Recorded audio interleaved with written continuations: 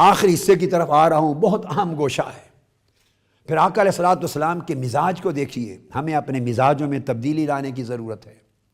جو مذہبی لوگ ہیں، جو دینی لوگ ہیں، دین اجازت نہیں دیتا کہ کوئی شخص دین و مذہب پر چلے، اس کا دائی ہو اور اس کے مزاج میں تنگی ہو، گھٹن ہو۔ دین اوپننس کا نام ہے، نرمی کا نام ہے، وسعت قلبی کا نام ہے، وسعت ظرف کا نام ہے، اکاموڈیٹ کرنے کا نام ہے۔ دین کی یہ خوبی صحیح بخاری میں حدیث آتی ہے، اور صحیح بخاری صحیح مسلم دونوں میں متفق علیہ حدیث ہے۔ دیکھیے آقا علیہ السلام کی طبیعت اور مزاج میں کتنی وسعت ہے، کتنی اوپننس ہے، کتنے اکاموڈیٹنگ ہیں میرے آقا۔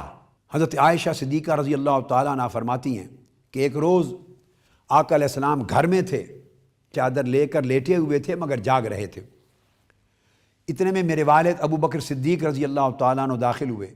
میرے پاس انصار کی 2 بچیاں، اور وہ انصار کا یوم بعاث تھا، تاریخی جنگوں کی فتوحات کی یاد میں لکھے ہوئے ترانے گا رہی تھیں اور دف بجا رہی تھی، دف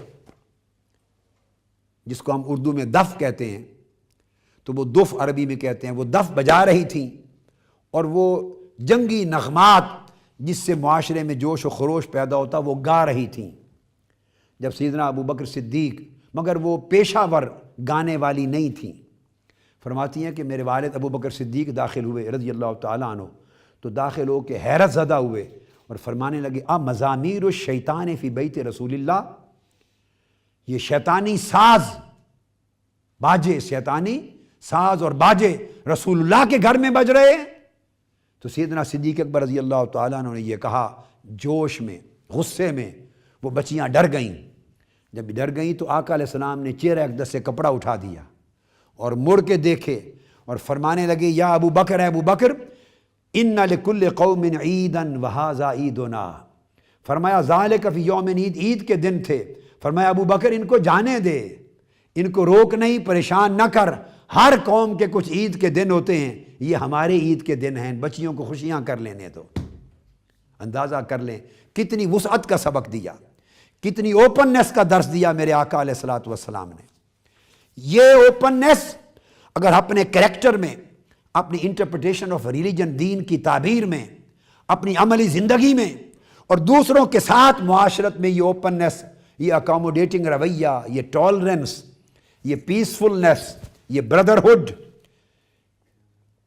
یہ ہارمنی، لو نہیں دکھائیں گے تو اسلام کا نمونہ، اسوہ مصطفیٰ کا نمونہ دنیا کے سامنے حقیقی صورت میں سامنے نہیں آئے گا۔ ہمیں تنگ مزاجی سے باہر نکلنا ہوگا، ہمیں قلب و نظر اور طبیعت میں وسعت پیدا کرنی ہوگی، عفو درگزر پیدا کرنا ہوگا۔